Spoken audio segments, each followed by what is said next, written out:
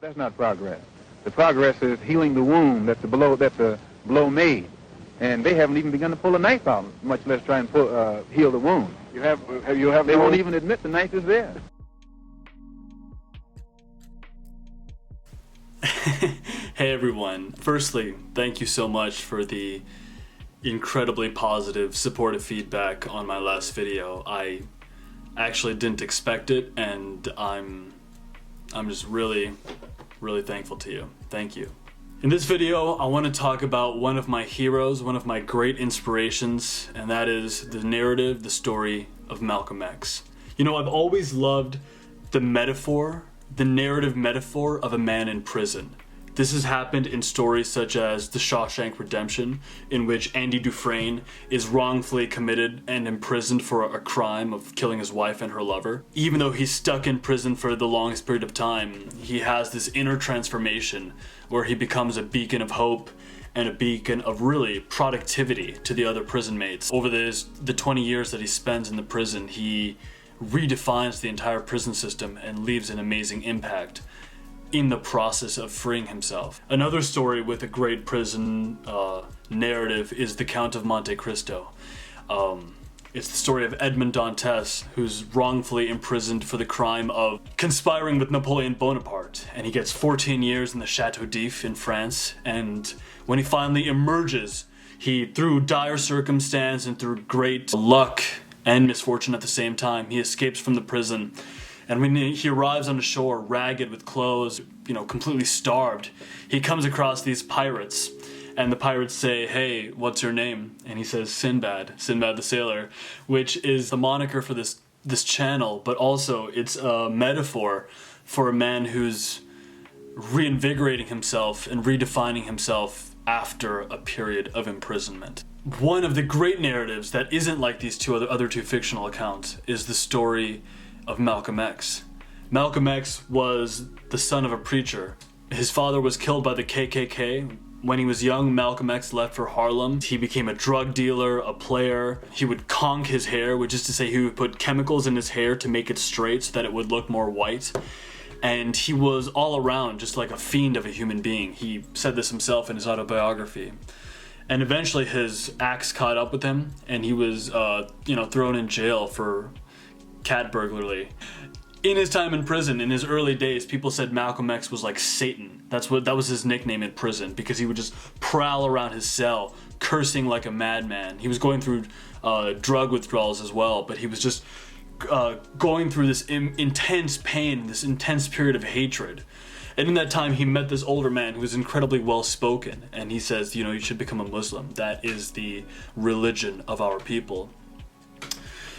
He thought it was completely stupid, but eventually Malcolm X decided to give it a go, and he had a feeling come into him, the feeling began to overtake him. So in this video, I want to just go over 3 rules that I uncovered, 3 principles that I extracted from the book, The Autobiography of Malcolm X, and let's get into those right now. So the first principle is, decide your own rules and disciplines and stick with them. People will respect you, and you will respect yourself.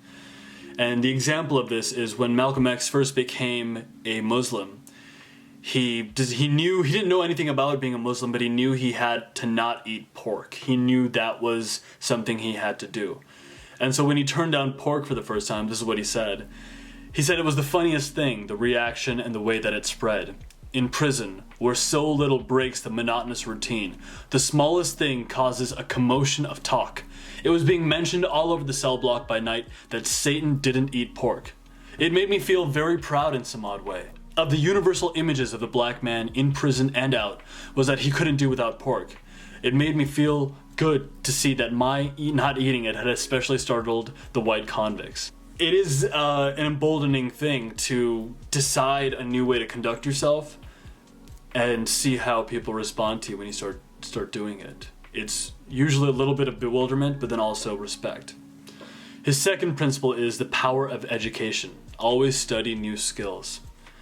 In prison, Malcolm X, he was so used to Harlem slang. He didn't actually have a vocabulary in English, and so he would really struggle with speaking in English.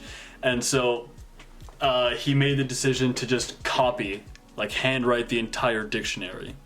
And by the time he got through the A's, this is what he said. "I believe it took me a day.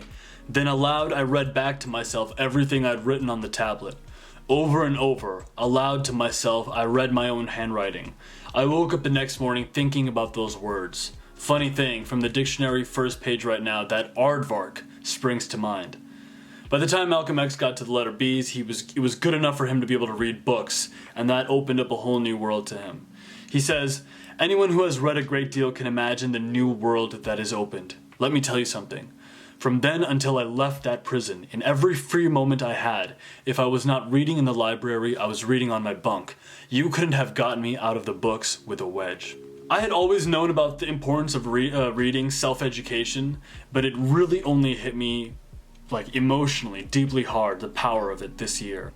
At the start of 2018, I had basically not been working for 6 months. I had left my job as a chemistry teacher so I could go out on more auditions, because being a teacher, it was very hard to make it work with acting. I decided I had to get out of the field, even though I really liked it. And I had nothing else going on. I had no skills that I feel I could apply in a sense that would allow me to keep on pursuing what I really love, which is personal development and storytelling. But then I decided, everything is a Google search away. There's no excuse. I eventually stumbled into digital marketing, and honestly, just the fact that I stepped out in faith and decided to educate myself a little bit was enormously rewarding. Finally led me to where I am now, a year later, or nearly a year later, able to support myself while pursuing the things that I really want. It's an incredible thing to have that leverage and to have that power, and also to have that understanding that if the little bit amount that I studied very tactically has gotten me this far, what would happen if I kept educating myself for the next 7 years, or the next 10 years, the next 15 years? Something really incredible could start to transpire. In the knowledge age, those who know more are the ones who will earn more. And so Malcolm X is an incredible testament to that. He self-educated, and because of that became one of the greatest orators in the modern world. And here's the third principle from the book. Tapping into your inner greatness creates a surge of free energy. Malcolm X decided in prison that debating, speaking, oration, that was his new passion. He pursued it with the same vigor that he did to survive as a drug dealer. Here's what he said. "Standing up and speaking before an audience was a thing that throughout my previous life would never have crossed my mind. Out there in the streets, hustling, pushing dope, and robbing, I could have had the dreams from a pound of hashish, and I'd never had dreamed anything so wild that one day I would speak to coliseums and arenas.